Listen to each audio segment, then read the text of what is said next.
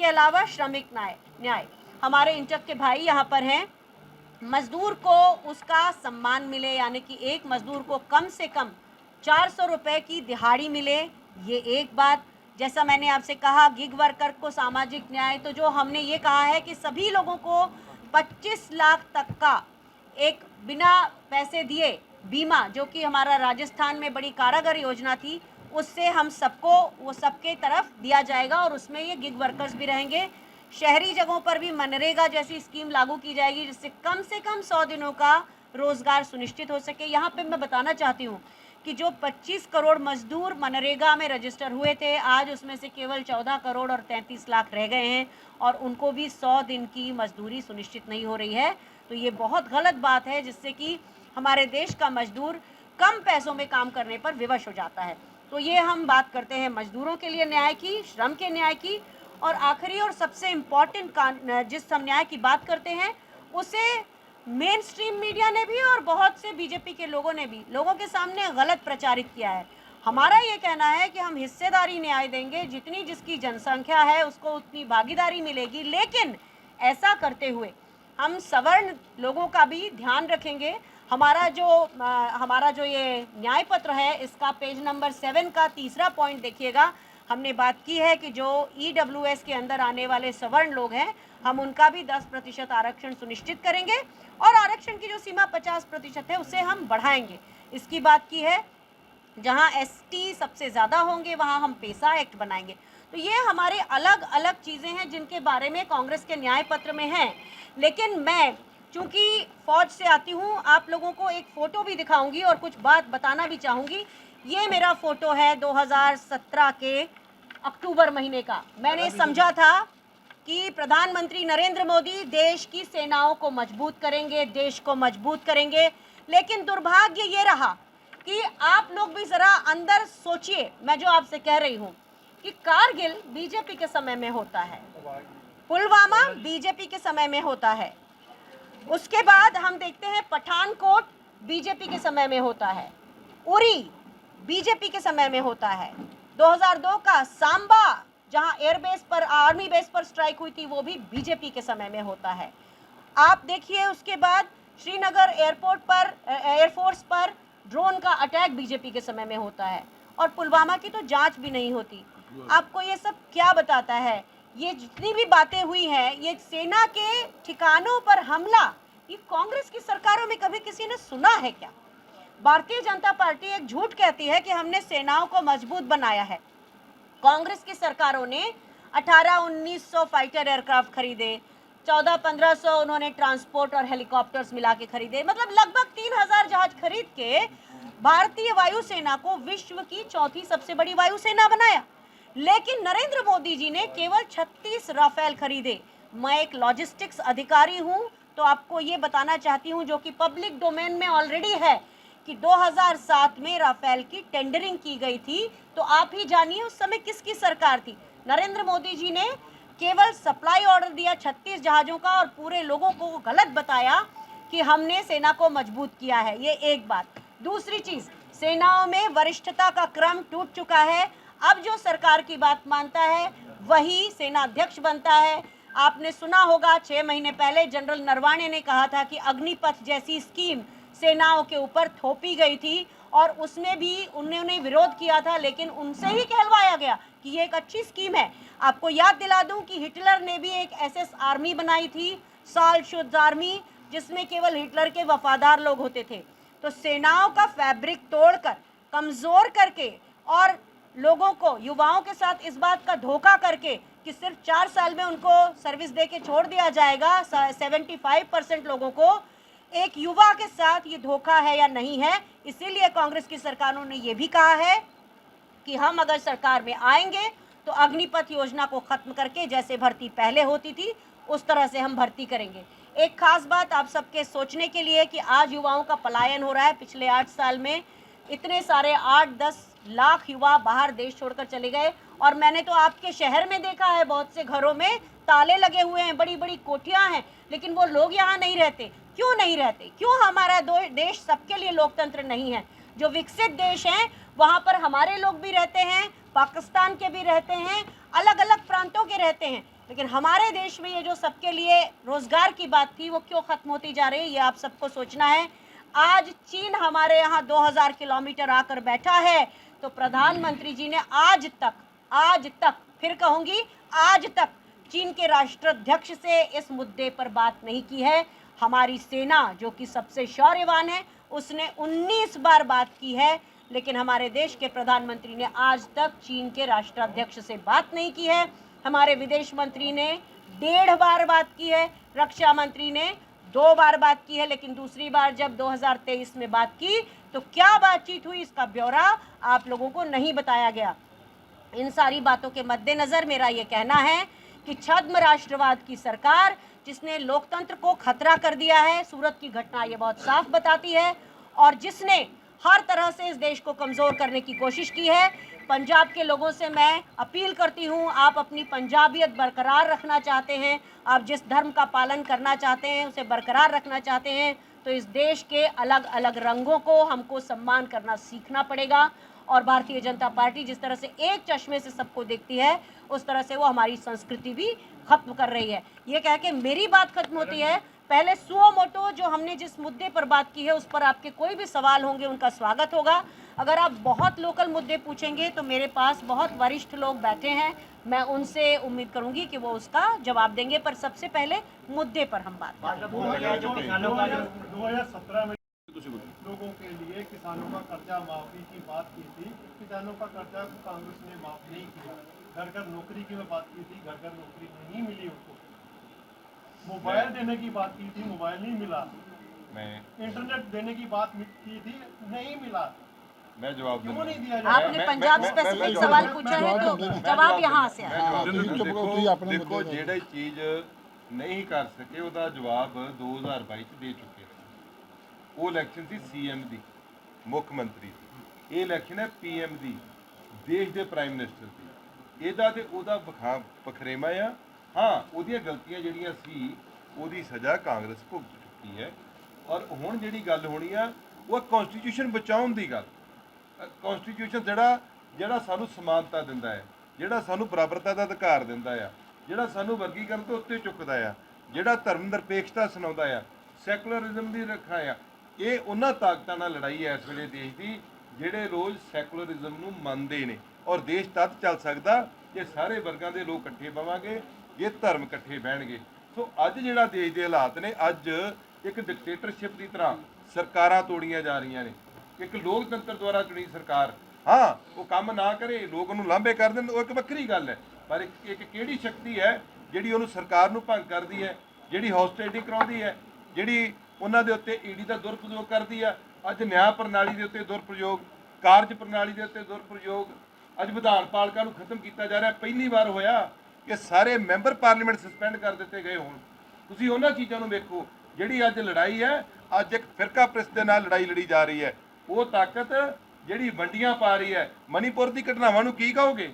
ਇੱਕ prime minister ਬਿਆਨ ਨਾ ਦੇਵੇ। ਅੱਜ ਇੱਕ ਸਟੇਟ ਦੀ ਇਲੈਕਸ਼ਨ ਦੇ ਮੁੱਦਿਆਂ ਨੂੰ ਇੱਕ ਉਹਨਾਂ ਮੁੱਦਿਆਂ ਨਾਲ ਜਾਈਏ।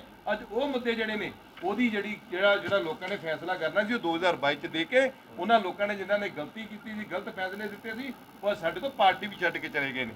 ਤੇ ਕਾਂਗਰਸ ਪਾਰਟੀ ਹਮੇਸ਼ਾ ਦੇਖੋ, ਜਦੋਂ ਦੇਸ਼ ਦੀ ਆਜ਼ਾਦੀ ਤੋਂ ਪਹਿਲਾਂ ਦਾ ਇਤਿਹਾਸ ਵੇਖ ਲਓ, ਬਾਅਦ ਚ ਵੇਖ ਲਓ, ਅੱਜ ਵੇਖ ਲਓ, ਜਦੋਂ ਵੀ ਲੋੜ ਪਈ ਬਾਬਾ ਸਾਹਿਬ ਭੀਮ ਰਾਓ ਅੰਬੇਦਕਰ ਜੀ ਨੇ ਜਿਹੜਾ ਸੰਵਿਧਾਨ ਬਚਾਇਆ, ਜਿਹੜਾ ਸੰਵਿਧਾਨ ਹੈ ਉਹਨੂੰ ਬਚਾਉਣ ਵਾਸਤੇ ਕਾਂਗਰਸ ਪਾਰਟੀ ਹਮੇਸ਼ਾ ਅੱਗੇ ਆਈ ਹੈ। ਆ ਜਿਹੜੀ ਨਿਆਂ ਯਾਤਰਾ ਹੋ ਰਹੀ ਹੈ 5000 ਕਿਲੋਮੀਟਰ ਤੁਰਨ ਤੋਂ ਬਾਅਦ, ਇਹ ਚੀਜ਼ਾਂ ਰਾਹੁਲ ਗਾਂਧੀ ਜੀ ਨੇ ਆਪਣੇ ਲੋਕਾਂ ਦੇ ਸੁਝਾਅ ਦੇ ਨਾਲ ਚੀਜ਼ਾਂ ਲੈ ਕੇ ਆਏ ਨੇ, ਕੋਈ ਅੰਦਰ ਬਹਿ ਕੇ ਨਹੀਂ ਬਣਾਈਆਂ। ਨਾਰੀ ਦੀ ਗੱਲ ਕਰੀਏ ਤਾਂ ਨਾਰੀ ਨੂੰ 50% ਜਿਹੜੀਆਂ ਸੀਟਾਂ ਜਿਹੜੀਆਂ ਨੇ ਐਮਪੀ ਦੀਆਂ ਕਿਉਂ ਨਹੀਂ ਦਿੱਤੀਆਂ ਗਈਆਂ? ਦੇਖੋ ਮੈਂ ਉਹਨਾਂ ਨੇ ਕਿਹਾ ਸਰਕਾਰੀ ਉਹਨਾਂ ਦਾ ਹੱਕ ਜੇ ਪੰਜਾਬ ਵਿੱਚ ਬਣਦਾ ਤੇ ਆਪਾਂ ਦੇਖੋ ਸਰਕਾਰੀ ਸਿਆਸਤ ਦੇ ਵਿੱਚ ਹੱਕ ਨਹੀਂ ਦਵਾਂਗੇ ਤੇ ਦੇਖੋ ਸਰਕਾਰੀ ਨੌਕਰੀਆਂ ਦੀ ਗੱਲ ਕੀਤੀ ਗਈ ਹੈ। ਔਰ ਅੱਜ ਵੀ ਜੋ ਕੋ ਬਣਦਾ ਹੱਕ ਅੰਮ੍ਰਿਤਸਰ ਪੰਜਾਬ ਦੇ ਵਿੱਚ 2 ਸੀਟਾਂ ਅੱਜ ਹੁਣ ਅਜੇ ਅਨਾਉਂਸ ਹੋਈਆਂ ਨੇ, ਜੇ ਬਾਕੀ ਅਜੇ ਅਨਾਉਂਸ ਹੋਣੀਆਂ ਨੇ। ਤੁਸੀਂ ਤਦ ਗੱਲ ਕਰਿਓ ਜਦੋਂ ਅਨਾਉਂਸ ਸਾਰੀ ਸੀਟ ਹੋ ਜਾਏਗੀ, ਫਿਰ ਆਪਾਂ ਇਹਦੇ ਤੇ ਚਰਚਾ ਕਰ ਲਾਂਗੇ। ਜਿਹੜਾ ਮੇਨ ਮੁੱਦਾ ਹੈ, ਜਿਹੜਾ ਫਿਰਕਾ ਪ੍ਰਸਤੀ ਦਾ ਮੁੱਦਾ ਹੈ, ਉਹਦੇ ਤੇ ਸੋਚਣ ਦੀ ਲੋੜ ਹੈ। ਅੱਜ ਅਸੀਂ ਉਹ ਸ਼ਹਿਰ 'ਚ ਰਹਿ ਰਹੇ ਹਾਂ ਜਿਸ ਹਰਿਮੰਦਰ ਸਾਹਿਬ ਦੀ ਨੀਂਹ ਸੰਤ ਮੀਆਂ ਮੀਰ ਨੇ ਰੱਖੀ ਸੀ। ਅੱਜ ਗੁਰੂ ਨਾਨਕ ਦੀ ਸੋਚ ਨੂੰ ਸੋਚਣ ਦਾ ਮੁੱਦਾ ਹੈ ਕਿ ਉਹ ਬਚ ਰਹੀ ਹੈ। ਮਨੀਪੁਰ ਦੀ ਘਟਨਾਵਾਂ ਨੂੰ ਕਿੱਥੇ ਵੇਖੋਗੇ? ਕੀ ਵੇਖਦੇ ਜੇ? ਕਿੱਥੇ ਚਿਹਰਾ ਆਪਣਾ? ਅੱਜ ਉਹ ਸੌਰਤ ਦਾ ਚਿਹਰਾ ਕਿੱਥੇ? ਹਾਥਰਸ ਦੀ ਘਟਨਾ ਨੂੰ ਕਿੱਥੇ ਕਰਕੇ ਵੇਖਾਂਗੇ ਆਪਾਂ? ਅੱਜ ਜਿਹੜੀ ਸਰਕਾਰ ਲੋਕਤੰਤਰ ਦੁਆਰਾ 50% ਲੇਡੀਜ਼ ਜਾਂ ਘੱਟ ਵੱਧ ਹੋਣਗੀਆਂ ਆਬਾਦੀ ਦੇ ਲਿਹਾਜ਼ ਨਾਲ, ਉਹਨਾਂ ਦੁਆਰਾ ਕਿਉਂ ਨਹੀਂ ਸਰਕਾਰ ਤੋੜ ਦਿੱਤੀ ਜਾਂਦੀ ਹੈ? ਉਹਦਾ ਜਵਾਬ ਕੀ ਹੈ ਆਪਣੇ ਕੋਲ ਜੀ? ਉਹ ਅਸੀਂ ਤਾਂ ਉਹ ਤਾਕਤ ਨਾਲ ਲੜਨਾ ਚਾਹੁੰਦੇ ਜਿਹੜੀ ਸਰਕਾਰਾਂ ਤੋੜਦੀ ਹੈ।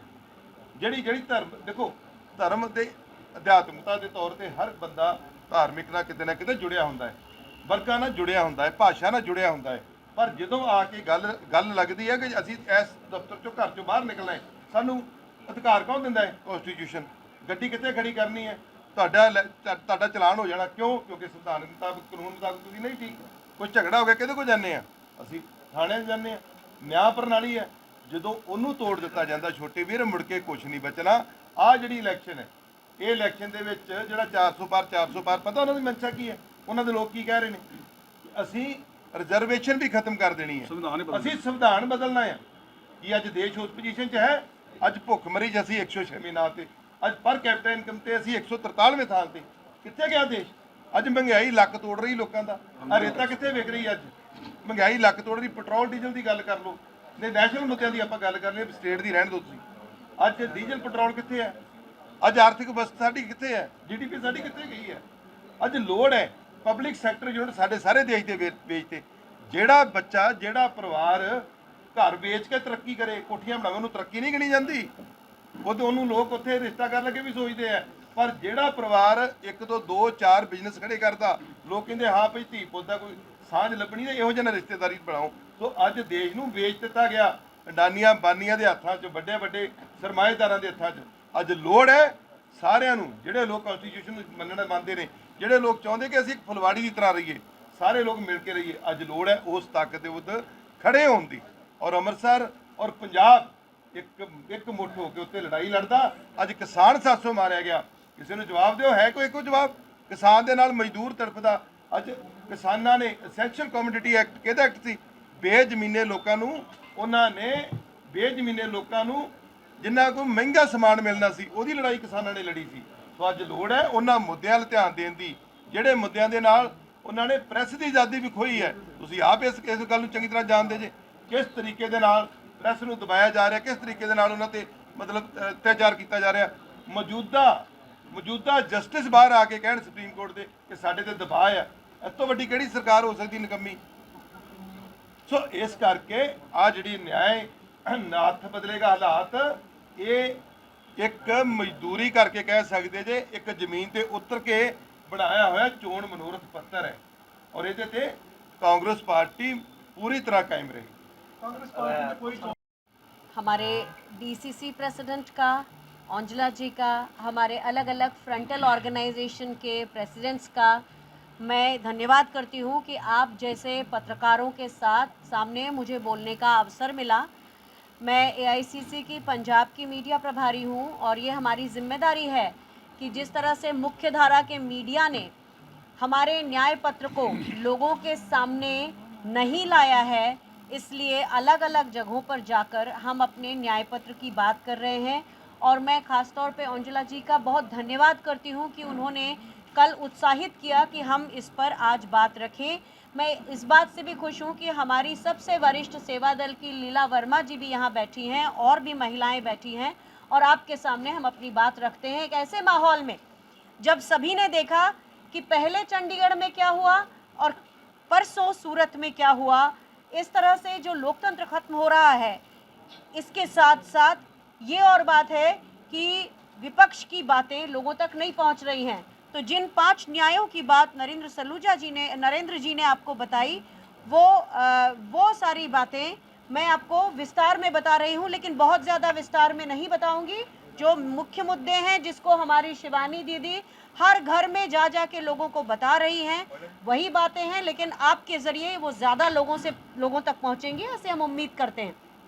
पहली बात युवा न्याय की, जिसमें सरकार में जो 30 लाख रिक्तियां अभी खाली हैं, कांग्रेस की इंडिया गठबंधन की सरकार आएगी तो सबसे पहले वो 30 लाख पद भरे जाएंगे, जिसके बारे में भर्ती भरोसा का एक कैलेंडर कांग्रेस ने 3 दिन पहले जारी किया है।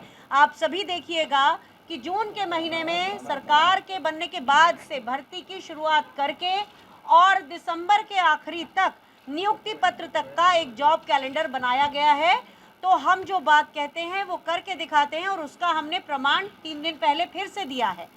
जो युवा है, हर युवा जो 25 साल तक की उम्र का होगा और जो ग्रेजुएट होगा, उसको पहली नौकरी यानी अप्रेंटिसशिप फ्री नहीं, पहली नौकरी उसे दी जाएगी, चाहे वो प्राइवेट में हो चाहे वो सरकारी हो। तो उसके पास एक जॉब का अनुभव आएगा और उसका फिर वो फ़ायदा आगे चल के स्किल के रूप में उठा सकता है। एक बात उनके लिए जो कोरोना काल में निकले गिग वर्कर्स, जिन्होंने जब काम करना शुरू किया तो उनके लिए कोई सामाजिक न्याय की व्यवस्था नहीं है। तो हमने ये बात की है कि गिग वर्कर्स के लिए भी हम पॉलिसी बनाएंगे और उन्हें सामाजिक सुरक्षा दी जाएगी। एक युवा रोशनी नाम का प्रोजेक्ट है जिसमें 5,000 करोड़ का स्टार्टअप फंड होगा। 40 साल से कम के लोग इसका फ़ायदा उठा सकेंगे। और एक सबसे ख़ास बात कि एक युवा जो सपने देखता है और जब वो अपनी भर्ती परीक्षा के लिए पहुंचता है और वहां जाके उसे पता चलता है कि पेपर लीक हो गया, तो इस पेपर लीक के खिलाफ हम एक कानून बनाएंगे जिसकी बात हमने युवा न्याय में की है।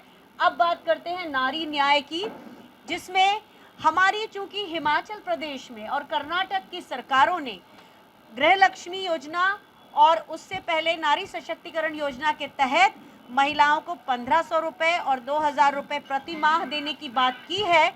जब महिलाओं के हाथ में हमारा इस बार जो हमारा न्याय की जो बात है, इसमें 8,500 रुपये प्रति माह आएगा, तो ये पैसा हमारी अर्थव्यवस्था का चक्का चलाने के काम आएगा। और जब महिला के हाथ में पैसे होंगे तो कंजम्पशन होगा और जिससे अर्थव्यवस्था आगे बढ़ेगी। पहली हमारी बात यह है और ये महालक्ष्मी योजना है। दूसरी बात यह है कि 50% आरक्षण महिलाओं को सरकारी नौकरी में मिलेगा। एक उदाहरण आपको हमारी इस बात का प्रमाण के रूप में मैं अपना देना चाहती हूँ। 1992 में नरसिम्हा राव जी की सरकार थी, कांग्रेस की सरकार थी। पहली बार डॉक्टर्स के अलावा महिला अधिकारियों को सेनाओं में जगह दी गई थी। और उसके बाद जब अटल बिहारी वाजपेयी जी की सरकार 2004 तक रही, उन्होंने जिस तरह से दूसरे लोगों के लिए ओल्ड पेंशन स्कीम बंद कर दी थी, उसी तरह महिला अधिकारियों के लिए भी पेंशन का अधिकार छीन लिया गया था। तो 2007 में जब यूपीए की सरकार थी, महिला अधिकारी उस लेवल पर पहुंची जब उनको रिटायरमेंट के लिए रिलीज ऑर्डर दे दिया गया और कोर्ट में गए, तो कोर्ट में केस जीतने के बाद भी army, navy, air force supreme court में जाना चाहते थे। उस समय महिला अधिकारी राहुल गांधी जी से मिली और उन महिला अधिकारियों को पेंशन का अधिकार मिला। तो मैं उन महिला अधिकारियों में से हूँ जिनको 2010 में पेंशन का अधिकार यूपीए की सरकार में मिला था।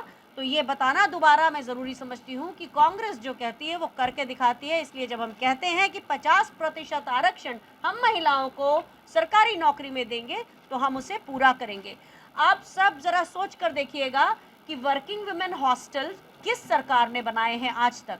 तो वर्किंग वुमेन हॉस्टल जो भी आपने देखे हो, अगर कोई मुझे एजुकेट कर दे कि बीजेपी सरकार ने भी एक आध वर्किंग वुमेन हॉस्टल कभी बनाया है तो मैं उसकी शुक्रगुजार रहूँगी। लेकिन हमने ये और बात की है कि जो वर्किंग वुमेन है उनके लिए हम हॉस्टल्स की संख्या दुगना करेंगे। गाँवों के लेवल पर एक पंचायत में उनके लिए अधिकार मैत्री बनाई जाएगी, जिससे कि अगर वो महिला पुलिस के सामने भी अपनी बात ना कह सकें तो कम से कम अधिकार मैत्री उनका एक ऐसा जगह होगी जहाँ पे वो अपनी बातें कह सकती हैं और अपने लिए कानूनी प्रावधान ढूंढ सकती हैं। तो ये महिलाओं के लिए नारी न्याय की बात है। इसके बाद बात आती है किसानों की। आपने कईयों बार सुना है, कांग्रेस ने ये पहले भी कहा है और बार बार कहा है कि हम एमएसपी को कानूनी अधिकार बनाएंगे, पहली बात। लेकिन उससे भी ज़रूरी बात यह है कि आज किसानी के उपकरण पर, खाद पर, पेस्टिसाइड्स पर, अलग अलग इक्विपमेंट के ऊपर 4% से लेके 28% तक का टैक्स लगता है। कांग्रेस ने वादा किया है कि अगर हमारी सरकार बनती है तो हम टैक्स फ्री खेती करेंगे, किसानों के किसी भी काम में टैक्स नहीं लिया जाएगा। एक और बात ये बहुत इम्पॉर्टेंट है, अगर फसल का ख़राब होती है तो मुआवजा 30 दिन के अंदर डायरेक्ट बैंक ट्रांसफ़र से मिलेगा। एक अच्छी आयात और निर्यात की नीति हम चर्चा करके बनाएंगे, स्टेक होल्डर से चर्चा करके बनाएंगे, जिससे कि सरकार किसी औचक फैसला ना ले कि अगर कोई फसल हमारे यहाँ ज़्यादा है उसका हम इंपोर्ट ना करें, इस तरह की नीति। और एक और बहुत ज़रूरी बात, कांग्रेस ने हमेशा किसानों का कर्ज माफ़ किया है, लेकिन इस बार